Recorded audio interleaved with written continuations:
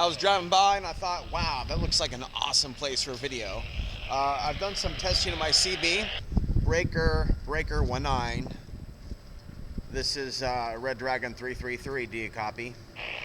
I have not yet got confirmation anybody can hear me, but I have driven in a 45 mile circumference in this region of North America, and I have found people. The problem is I can't understand them because their ability to use the English language is heavily challenged at this time, and there's nothing that you and I can do to change that. You might note there's been an event in Russia, and I try to talk about it and show the video, and the first words that I had when I looked at the video was thought was deep fake, and the video has a lot of garbled sound to it, and they won't allow it to be seen on YouTube, but you can see it on Twitter. Then there's video of like the guy in court, and supposedly something happened to his male parts, his male, you know what, supposedly. So what's going on with that? I don't know, can't tell you. Just want to make sure you're aware. There's some weird stuff going on, and then on Coast to Coast AM, I did predict a false flag. That happened the next day. The Coast to Coast producer asked me not to talk about the World War III predictions, mostly talk about the past.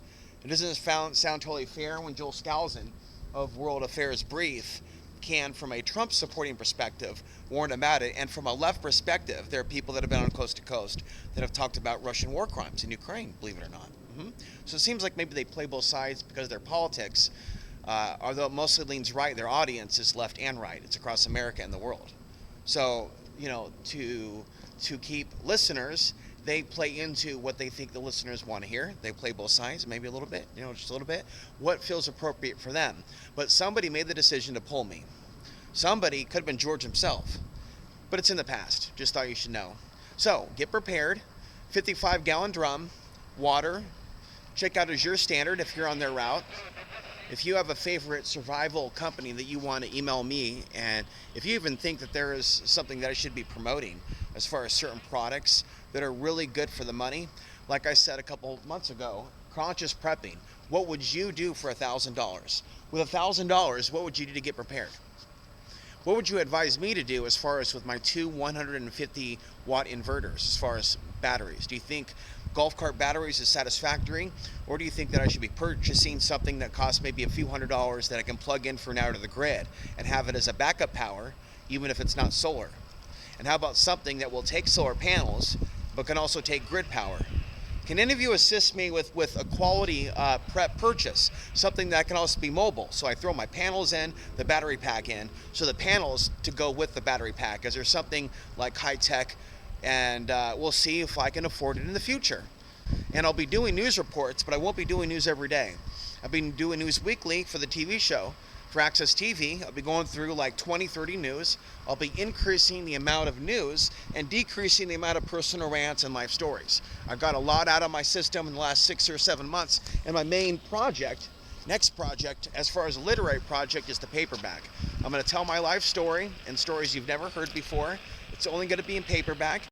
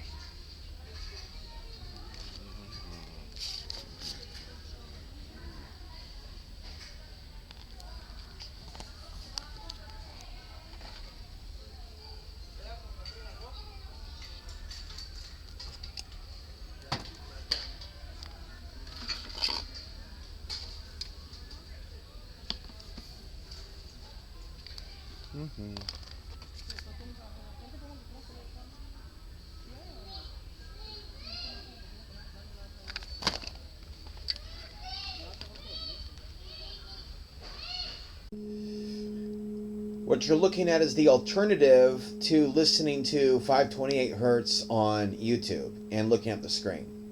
You are looking at a $40 MP3 player, which also dovetails as a recorder next to it for $10, right? For $10, purchased in the last month. Took my time before buying something overpriced. Normally you'd see this for $30. Okay, so it has this Tibetan gong, Tibetan bowl thing going on.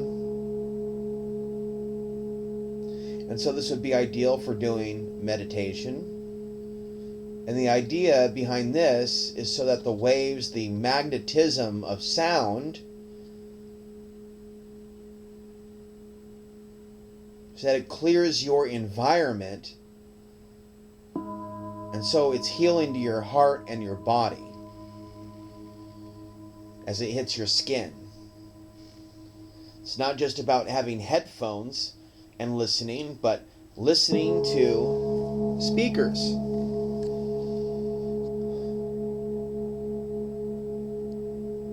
Not using Wi-Fi.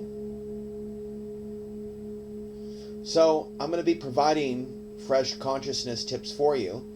And of course, you might want to practice some guided meditations. Okay, get yourself something like this if you don't already have one.